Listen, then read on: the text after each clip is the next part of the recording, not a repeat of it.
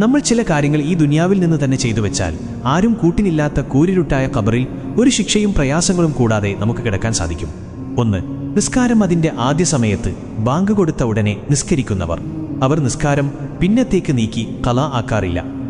2. വലതു കൈ കൊടുത്തത് ഇടതു കൈ അറിയാതെ ദാനധർമ്മം നൽകിയവർ. അതായത് അവർ കൊടുക്കുന്നത് റബ്ബല്ലാതെ വേറെ ആരും കാണൂല, അത്തരക്കാർ. 3. അധിക സമയത്തും ഖുർആൻ പാരായണം ചെയ്യുന്നവർ. എപ്പോൾ സമയം കിട്ടിയാലും ഖുർആൻ ഓതുന്നവർ. 4. നബിയുടെ സുന്നത്തു ധാരാളം ചെയ്യുന്നവർ. 5.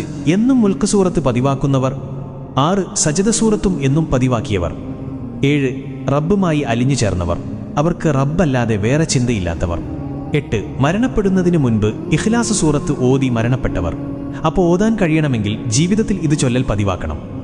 നമ്മൾ ഇന്ന് ഇതുപോലെയുള്ളത് ചെയ്തു വെച്ചാൽ കൂട്ടുകാരും നാട്ടുകാരും വീട്ടുകാരും 3 പിടിമണ്ണ് വാരിയിട്ടു പോകുമ്പോൾ ഒറ്റക്കാവുന്ന ഒരു സമയം വരാനുണ്ട്. ഒരാളും തിരിഞ്ഞു നോക്കാനില്ലാത്ത സമയം.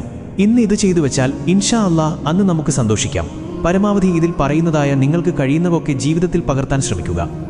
ഇതൊന്നും അറിയാത്ത പാവങ്ങളായ നിങ്ങളുടെ കൂട്ടുകാരിലേക്കും ഈ വീഡിയോ ഷെയർ ചെയ്യുക.